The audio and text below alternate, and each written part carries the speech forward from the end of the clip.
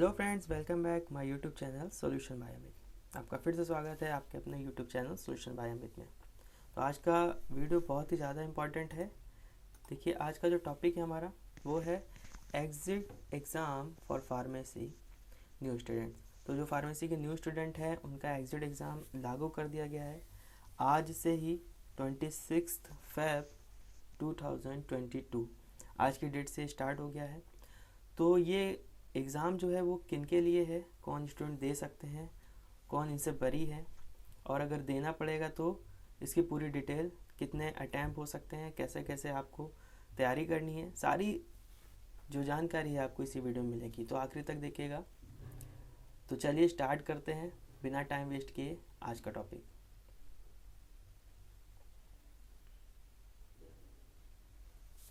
तो friends, you get all questions answer right here right now. तो उससे पहले आप पहले सब्सक्राइब कर लीजिए, लाइक कर लीजिए और शेयर कर दीजिए, ज़्यादा से ज़्यादा स्टूडेंट तक ये सारी न्यूज़ पहुंच जाए। तो चलिए देखिए, पहला क्वेश्चन क्या है। पहला है व्हाट इज़ DPEE, मतलब DPEE है क्या, DPEE क्या है। तो DPEE का फुल फॉर्म जो है वो है diploma in pharmacy exit exam. ये है इसका फुल फॉर्म। तो जब भी इसका फॉर्म आएगा या जब भी इसका नोटिफिकेशन आएगा तो DPEE के नाम से ही आएगा।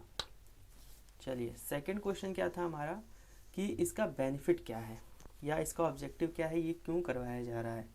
तो अगर आप फार्मेसी फील्ड से हैं तो आपको ये पता होना चाहिए क्यों करवाया जा रहा है। तो देखिए, इसको हिंदी में हम समझ लेते हैं।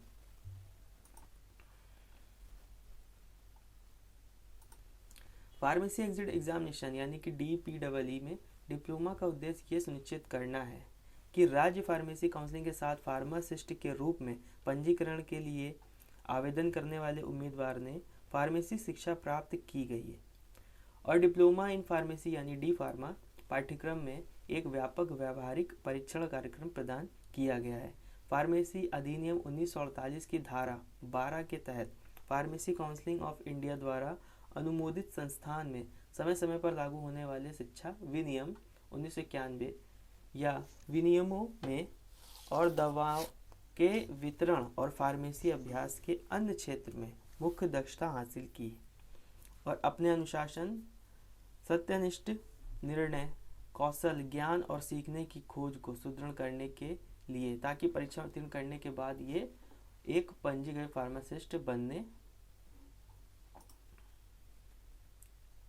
में सक्षम हो, जो पेशेवर के रूप में अपने कर्तव्य और जिम्मेदारियों को निभाने के अलावा अपने पेशेवर कौशल का प्रयोग करने में सक्षम हो। तो कुल मिला के ये कहने का है कि ये जो एग्ज़ाम जो हो रहा है ये एक अच्छा फार्मासिस्ट जो कि अपने अनुशासन, निर्णय, कौशल, ज्ञान के बल पे जिसने किया है, अच्छे से फार्मेसी किया है, सारे सब्जेक्ट को अच्छे से पढ़ा है, वो सारे सब्जेक्ट का जब वो प्रैक्टिकली काम करेगा, परफॉर्म करेगा किसी पेशेंट के लिए, जब वो में डिस्पेंसिंग करेगा तो वो अपने सारी चीज़ों को, अनुभव और ज्ञान को दोनों मिला करके वो उसको अच्छी सेवा या अच्छा सर्विस दे पाए। तो इस तरह के फार्मासिस्ट अब PCI रजिस्ट्रेशन के लिए अलाउ करेगा। बाकी जिनको आता नहीं है, कहीं से भी कर लिया, अब वो सारे फार्मासिस्ट को फिर से पढ़ना पड़ेगा अगर आपको रजिस्ट्रेशन कराना है तो। नेक्स्ट क्वेश्चन था हमारा सिलेबस क्या होगा। तो देखिए, सिलेबस में क्या है, pharmaceutics, pharmacology, pharmacognosy, pharmaceutical chemistry, biochemistry, hospital and clinical pharmacy, pharmaceutical jurisprudence and drug store management. सिर्फ और सिर्फ डिप्लोमा के जितने भी आपके सिलेबस हैं वही हैं, इसके अलावा कोई भी बाहर का सब्जेक्ट नहीं है। इन सब्जेक्ट्स के अच्छे से नोट्स तैयार करके, अच्छे से स्टडी करके अगर आप एग्ज़ाम देंगे तो डेफिनेटली आप इस एग्ज़ाम में सफल होंगे। एग्ज़ाम का पैटर्न क्या है, हमारा चौथा क्वेश्चन था एग्ज़ाम जो है किस पैटर्न में होगा। तो लिखा है there shall be 3 papers of multiple choice question. आपके MCQ क्वेश्चंस होंगे और 3 पेपर होंगे आपके, ठीक है। And the language of the examination shall be English. और जो भी भाषा होगी वो इंग्लिश ही होगी, क्योंकि आपको इंग्लिश में एग्ज़ाम देने के बाद जब आप सर्विस करेंगे या आप अपना स्टोर ओपन करेंगे तो जो प्रिस्क्रिप्शन है वो आपको इंग्लिश में ही पढ़ना है, उसकी मेडिसिन इंग्लिश में ही लिखी होगी, डॉक्टर इंग्लिश में ही प्रिस्क्राइब करते हैं, तो इसीलिए ये एग्ज़ाम इंग्लिश में रखा गया है।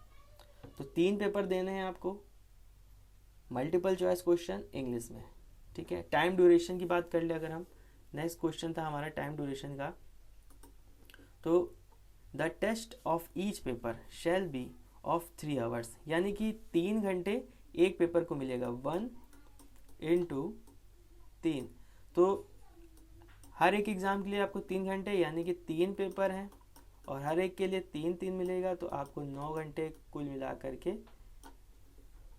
पूरी एग्ज़िट एग्ज़ाम का टाइम है जो आपको कंप्लीट करना है, ठीक है।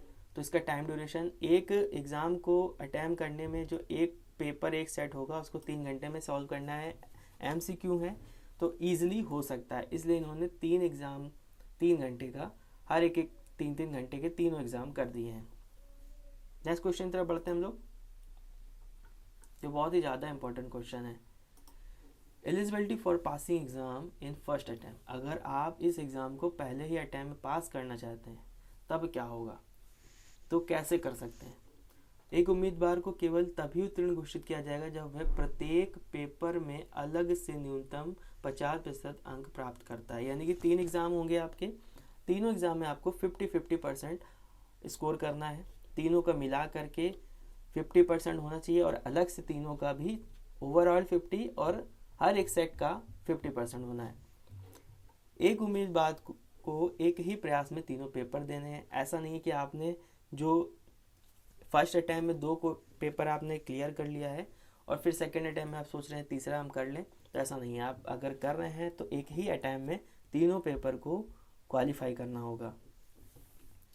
हालांकि परीक्षा में बैठने के प्रयासों की संख्या पर कोई प्रतिबंध नहीं है, मतलब आप कितने भी अटैम्प्ट कर सकते हैं, लेकिन जो भी अटैम्प्ट करेंगे उसमें तीनों पेपर एक ही बार में आपको क्लियर करना होगा।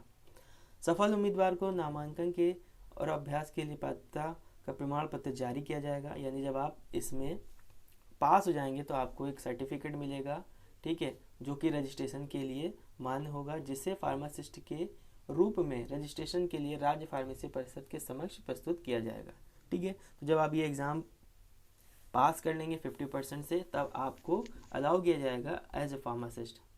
नेक्स्ट क्वेश्चन देख लीजिए, लास्ट क्वेश्चन था हमारा, if fail in any single attempt then what happen, अगर किसी भी सिंगल अटैम्प्ट में या किसी भी एक अटैम्प्ट में आप फेल होते हैं तब क्या होगा। तो क्या होगा कि अगर फेल हो गए हैं तो आपका क्या रजिस्ट्रेशन होगा या नहीं होगा, तो देख लीजिए। किसी भी व्यक्ति को फार्मेसी एग्जिट एग्ज़ाम में डिप्लोमा के रूप में तब तक पंजीकृत नहीं किया जाएगा जब तक कि उसने फार्मेसी अधिनियम 1948 की धारा 12 के तहत भारतीय फार्मेसी परिषद द्वारा अनुमोदित संस्थान से फार्मेसी पाठ्यक्रम में डिप्लोमा उत्तीर्ण नहीं किया हो। यानी आपने डिप्लोमा जब कर लिया है उसके बाद जब तक आप एग्जिट एग्ज़ाम में पास नहीं हो रहे हैं, एग्जिट एग्ज़ाम पास होने के लिए आपको पहले एक अटैम्प्ट यानी सिंगल अटैम्प्ट में ही तीनों पेपर 50% के साथ पास होना है। जब तक आप ये नहीं करते हैं तब तक आपका रजिस्ट्रेशन फार्मेसी में नहीं हो सकता। तो कुल मिलाकर के ये हमारे सारे क्वेश्चन के आंसर हैं। एक बार फिर से मैं आपको बता देता हूँ शॉर्ट में। तो पहला क्वेश्चन था हमारा व्हाट इज़ DPE।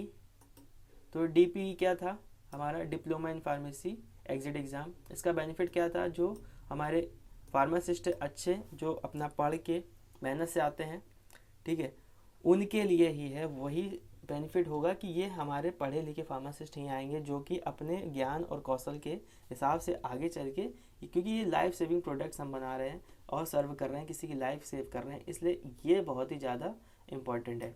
सिलेबस क्या है, आपके सारे जो भी डिप्लोमा का सब्जेक्ट है वो ही सिलेबस में आएगा। एग्ज़ाम पैटर्न क्या है, आपके 3 पेपर होंगे, 3 पेपर और हर एक पेपर के लिए 3 घंटे मिलेंगे, ये टाइम ड्यूरेशन है।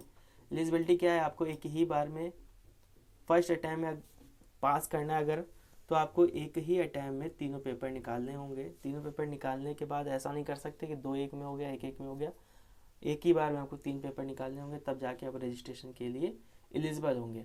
अगर ऐसा नहीं होता फर्स्ट अटैम्प्ट में तो फिर क्या होगा, तो आपको सेकंड अटैम्प्ट, थर्ड अटैम्प्ट, और ये हर साल में 2 बार एग्ज़ाम आप दे सकते हैं। यानी कि 6 मंथ में